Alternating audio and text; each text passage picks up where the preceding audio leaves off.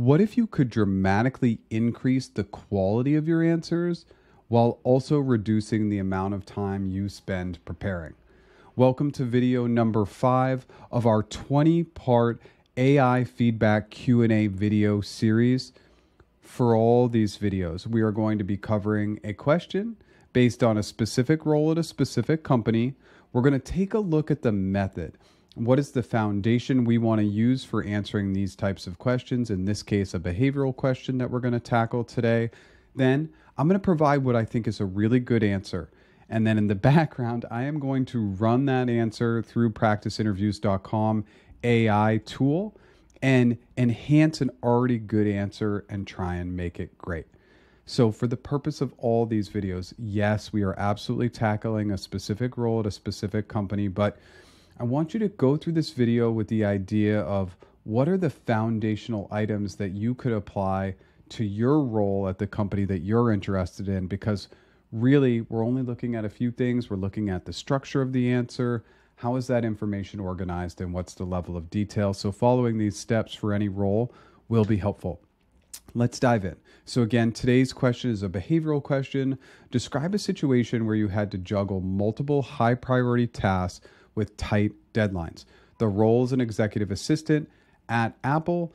And as always in all these videos, it probably doesn't serve us for me to read through the entire job description, but I put it in here just for context. Sometimes it can provide a little bit of value, and I'm scrolling somewhat slowly so that if a role like this at a company like Apple interests you, you can see what the job description looks like. But again, for our purposes, I'm not going to read through all these items. So we scroll through the job description, then we get to our STAR method. Very common for answering behavioral questions. We're going to look at the situation and task, actions, and results. What's less common is time. So I just kind of outline the amount of time or estimated time that you should be taking, and then breaking down, well, what are we looking for in each component of one of these answers? I'm not going to read through it for the purpose of this video, but again, you can pause and check out these items just to make sure that you're structuring your answers in this way. So to get back into flow, let me restate the question. Describe a situation where you had to juggle multiple high priority tasks with tight deadlines. Okay, this is an example as from my time as an executive assistant at XYZ Corp, a fast-paced technology firm known for its innovative software solutions. I found myself in this challenging yet rewarding situation. The company, renowned for its dynamic work environment and cutting-edge tech, was in the midst of launching a new software product while simultaneously preparing for a crucial annual stakeholder meeting. The key challenges I faced involved managing complex schedules, coordinating with multiple departments, and ensuring seamless communication across teams, all while adapting to the latest project management technologies. So I began with comprehensive research into the requirements for both the product launch and the shareholder meeting. This involved reviewing past event blueprints and product launch strategies. I also meticulously analyzed previous successes and shortcomings, leveraging our internal database and consulting with the IT department for insights.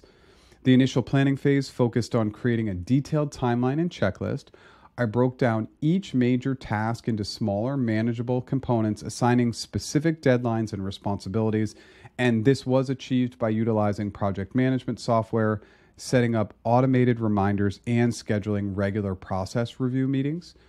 I initiated conversations with all the key stakeholders, including the software development team, marketing department, and executive board, and this was facilitated through a series of targeted meetings, emails, and collaborative platforms, ensuring everyone was aligned on the goals and the timelines. The testing phase involved dry runs for both the software launch and the shareholder meeting. I coordinated with the IT team to test the software under various scenarios and worked with all the events team to rehearse the shareholder meeting, addressing potential technical and logistical issues. The execution involved meticulous oversight and dynamic problem solving.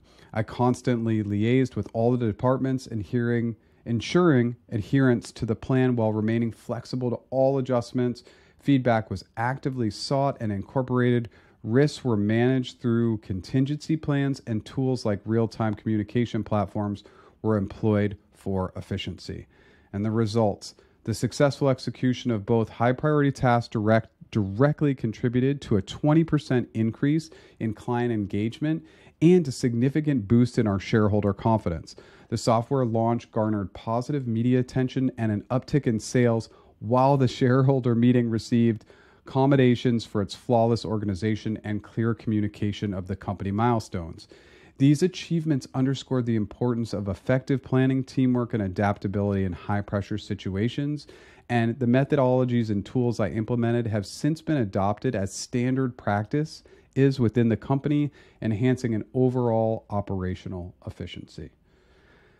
Yes, these answers are pretty intense, but what was really done well in this answer was clearly and meticulously defining, talking about what was done and how it was done, and then obviously providing those really good results. So let's take that answer and see what the answer feedback had to say. So in the situation and task, be sure to mention your deadline when outlining the task. Yeah, there wasn't really any clear deadline on when the deliverables had to be achieved. Presenting some sort of time convention is really valuable for your interviewer. It kind of brings them into the story, so I missed that piece. Okay, actions. When detailing your actions, remember to mention any final presentation or documentation. So I guess that end result wasn't really connecting with the end action of kind of bringing it all together, not only for internal stakeholders to present to them, but the shareholder presentation and then any documentation of those processes that could be shared across the organization.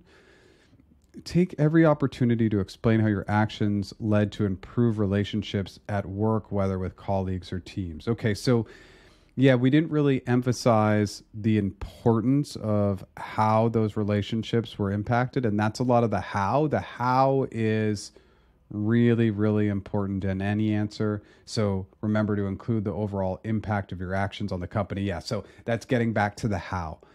In behavioral answers, we always want to focus in on how we did it, because how will really drive impact and outcomes.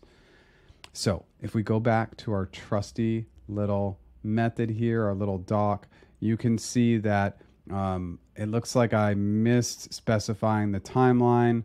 And then you can see this last action. I didn't really detail the launch, the presentation, the documentation. So again, this can be a really helpful tool to reference. I'm so excited to announce that on February 26th, we will have the global paid launch of practiceinterviews.com AI tool. And for you, jump into the YouTube description below and sign up to be an early adopter. It's going to take about 5 seconds, and two things will happen. One, you'll be guaranteed to get an early adopter discount when we first launch the tool. And then secondarily, we're allowing early adopters onto the platform slowly. And what that does is allows people to test it and try it out for free. And of course, provide user feedback if that's something you want to do. Thank you so much. I really hope this video helps.